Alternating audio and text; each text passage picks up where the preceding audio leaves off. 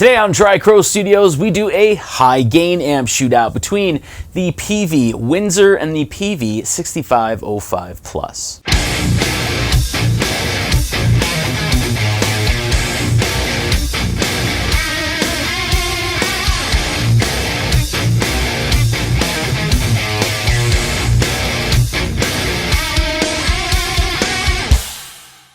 So I would like to reiterate here that this is a high gain amp shootout, so you're not going to hear any cleans, any mild breakups, or anything like that. This is just high gain geared towards metal. And as a quick note, the Peavey Windsor is boosted with an Ibanez TS9, where the 6505 Plus is not. But I do have two sound samples for you today, the first of which is in drop C, and that's a more somewhat balanced EQ setting, whereas the second of which is in drop B, and that is with a more scoop type setting.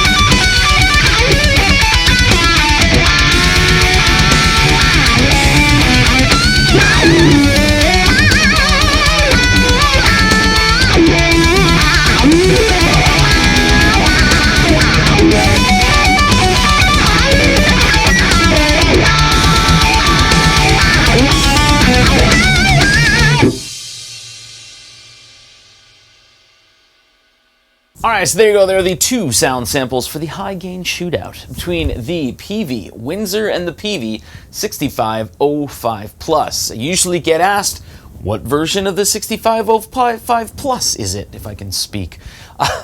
It's just the made in USA version. They switched it over to China. I believe the 6505 is still made in China. I don't think there's any real difference in it. So it's at this point in the video where I like to kind of go over what I've gained from doing a shootout like this. I kind of knew what I was going to be getting into. With the 6505 Plus, there wouldn't be as much emphasis on high end, but there'd be a lot more clarity and a lot more definition.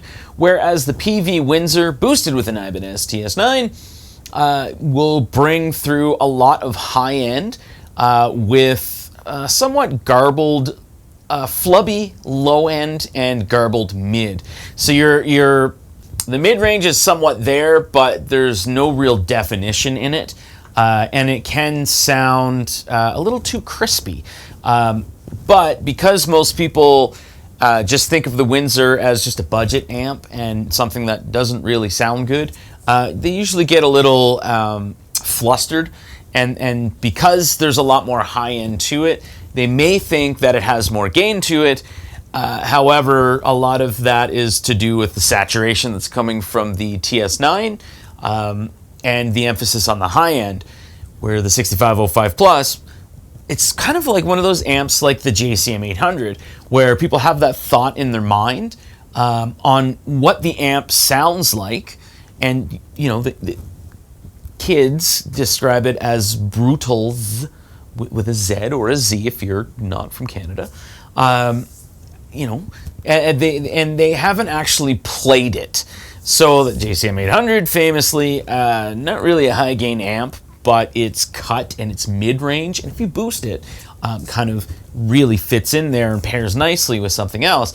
The 6505 Plus or the 6505 or whatever you want to call it, 5150, that's another amp where in a studio setting, the mid-range allows it to be paired with another amp extremely well, and there's a lot of clarity and a lot of definition, and it doesn't need to be boosted. A lot of times when you boost the 6505 Plus, there's so much cutting that you have to do because it really overtakes some of the mids, kind of squashes them.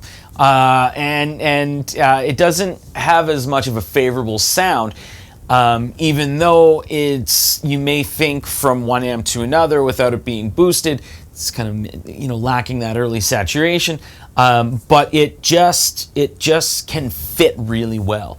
And in a live scenario, the 6505 Plus, it can be a favorite to a lot of people because of the mid-range of that amp. It's not on the same level as the JCM 800, but it'll definitely allow you to peek through. And the Peavey Windsor, well, I mean, it's a good studio tool. You can definitely use it live. I wouldn't really recommend it. There's definitely other amps out there that are better suited to you, even at the low price range that you can kind of find it. It's one of those amps where a lot of people just think it sucks, but when they actually hear it at a very high volume, and especially boosted, it can get into that high gain territory. However, again, it's missing that definition.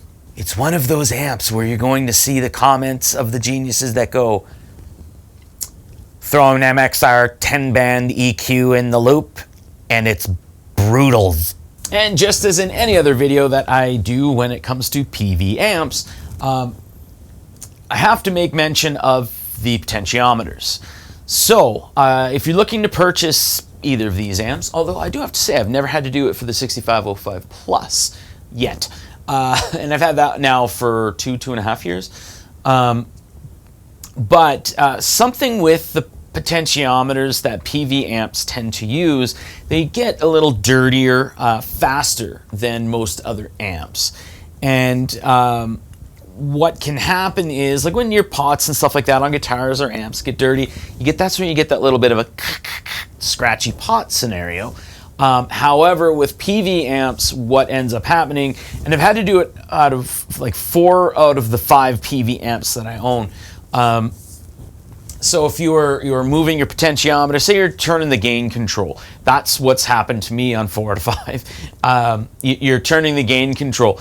There tends to be dead spots when they get dirty, and it almost renders the amp unusable. I did not use my JSX for about a year because I was too lazy to fix things. And what is the fix? It's not hard and it's not a big deal. It takes realistically about half an hour. You pull the chassis out, you get some contact cleaner, you spray that contact cleaner in every single one of the pots, and you go like this to every single one of the pots. Work that through. That will clean all of your potentiometers for you, and you should be good for, a year and a half to 2 years. And yes, buddy, I do understand. You have owned Peavey amps for many, many years, and you've never had to do this. It is a known issue and not that big of a deal. And I have had over the years quite a few people say, I've never had to deal with, or I've never dealt with that before. And then, like a month or 3 or 4 later, yeah, okay, yep, have to clean the potentiometers, same thing's happening. Again, not that big of a deal, and I own 5 Peavey amps. I like them, they're pretty good amps. But that is all I really have to say. Both of these amps are great choices. If we're being honest here, the 6505 Plus, it is a notoriously dark amp, especially in a recording scenario, but I would tend to favor the 6505 Plus over a Peavey Windsor. I'm going to give it a little more reliability for it as well, and a little more versatility. Whereas the Peavey Windsor, it's one of those, it's a cheap amp. It's a cheap amp. That's really what it is, and a lot of people buy it to mod it, or a lot of people buy it just because it's cheap, and then they do the genius thing of getting an MXR 10-band EQ to make it very brutal. But either way, I think the 6505 Plus is definitely going to be a better choice than the Windsor in the long run. But that's really up to you. I do consider myself very lucky to own both of these amps, and I think they're great choices, especially for me in a recording scenario. Anyway, thanks for watching.